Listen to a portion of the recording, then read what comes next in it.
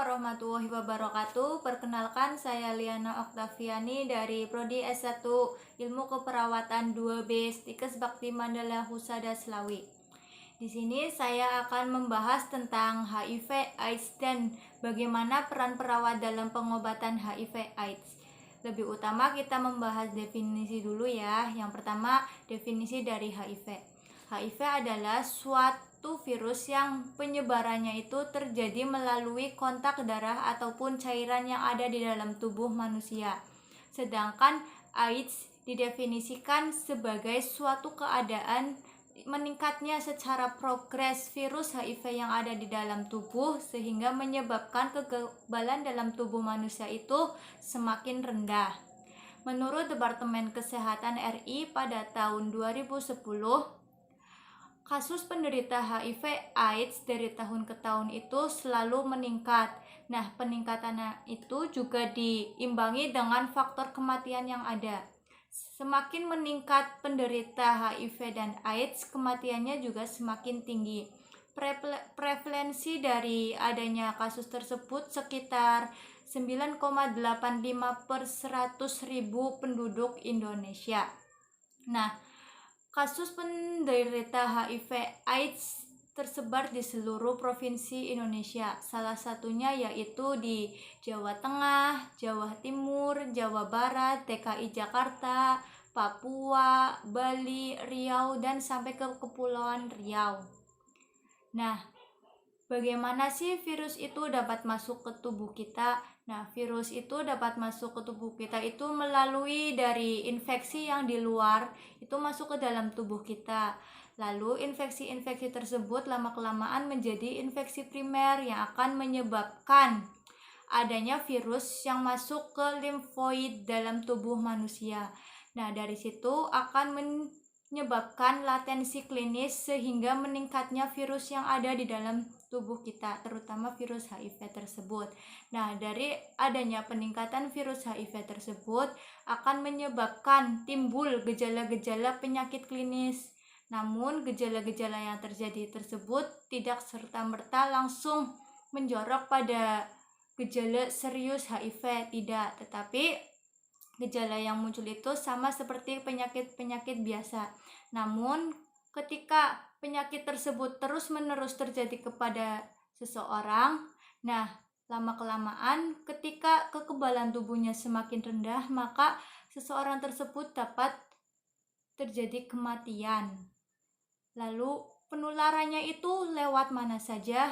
Penularannya itu bisa karena adanya kontak seksual, baik itu genital, oral, ataupun yang lainnya. Lalu ketika pemakaian secara bersamaan suntik ataupun jarum suntik.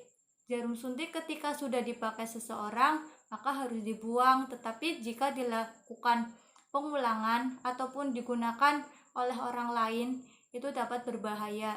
Bisa juga virus atau infeksi yang ada di tubuh seseorang dapat menular ke tubuh orang lain tersebut. Lalu bisa juga dari antara hubungan ibu dan anak pada fase perinatal ataupun menyusui. Lalu ketika seseorang sedang sakit lalu dilakukan transfusi, tetapi darah tersebut terkontaminasi oleh seseorang yang mempunyai penyakit HIV tersebut. Nah, dari situ juga dapat terjadi penularan. Nah, gejala-gejala apa sih yang terjadi pada kasus HIV AIDS? Pada gejala infeksi HIV tersebut tidak spesifik terjadi ataupun terlihat gejala-gejalanya seperti berkeringat pada malam hari, adanya ruam pada kulit, merasa kelelahan, nyeri pada kepala, mual, muntah, dan lain sebagainya. Itu juga salah satu gejala dari HIV tersebut. Namun ketika seseorang sudah masuk pada AIDS, itu gejalanya berbeda. Semakin seseorang menderita AIDS berarti semakin tinggi juga gejala-gejala yang terjadi. Nah, salah satu gejalanya yaitu supresi yang nyata pada tubuh yang akan menyerang sistem imun kita sehingga terjadi infeksi oportunitis yang bervariasi dan serius pada tubuh kita. Nah, pada HIV terdapat juga stadium-stadiumnya. Yang pertama itu stadium 1. Pada stadium 1 itu tidak muncul adanya gejala-gejala seseorang tersebut mempunyai penyakit HIV atau tidak. Yang kedua, stadium 2 itu masuk pada sakit ringan ataupun terjadi adanya ISPA yang berulang kali ataupun herpes zoster selama 5 tahun terakhir. Dan stadium 3 itu masuk ke sakit sedang di mana seseorang itu menderita TB paru selama 1 tahun terakhir. Nah, yang terakhir ini stadium 4 di mana terjadi sakit berat atau sudah menuju pada AIDS atau biasa juga disebut dengan sindrom wasting HIV. Lalu terapi obat apa saja yang bisa diberikan kepada seseorang ketika mendapat kasus HIV AIDS? Salah satunya yaitu ARV atau antiretroviral. Obat ini digunakan untuk menghambat replikasi virus HIV yang ada di dalam tubuh. Nah, ARV ini digunakan bukan untuk penyembuh, tetapi untuk memperpanjang usia manusia dan untuk menghambat replikasi virus-virus yang ada di dalam tubuh kita sehingga virus-virus tersebut tidak berkembang biak. Nah, ARV ini terdiri dari dua, yaitu NRT dan NNRTI. Yang pertama NRT yaitu Nucleotide Reverse Transcriptase Inhibitor, bekerja dengan cara menghambat kompetitif virus HIV-1 dan dapat bergabung dengan rantai DNA virus yang sedang aktif dan menyebabkan terminasi, sehingga virus-virus yang ada di dalam tubuh kita tidak dapat berkembang biak. Yang kedua yaitu NNRTI atau bisa juga disebut dengan Non-Nucleotide Reverse Transcriptase Inhibitor, bekerja dengan cara membentuk ikatan langsung dengan virus aktif enzim yang menyebabkan aktivitas polimerasi DNA terhambat, sehingga DNA tersebut tidak saling bergabung dan akan menjadi pasif. Nah, apa sih tujuan dari pemberian ARV ini? Salah satunya yaitu untuk mengurangi laju penularan HIV di dalam masyarakat. Selanjutnya yaitu untuk menurunkan angka kesakitan dan kematian yang berhubungan dengan HIV AIDS. Yang ketiga itu untuk memperbaiki kualitas hidup seorang ODA. Nah, yang selanjutnya untuk memulihkan atau memelihara fungsi kekebalan tubuh kita sehingga kekebalan tubuh kita itu semakin kuat, tidak lemah ketika seseorang sebelum menggunakan ARV. Yang terakhir yaitu untuk menekan replikasi virus yang ada di dalam tubuh secara maksimal. Ketika suatu virus itu ditekan angka replikasinya, maka perkembangannya juga akan semakin menurun dan akan menyebabkan fungsi atau kekebalan imun kita itu semakin tinggi. Nah, pada semua pasien HIV, baik itu pemula ataupun yang sudah lama, itu bisa menggunakan terapi ARV ini karena ARV ini tidak memiliki efek samping yang berlebih.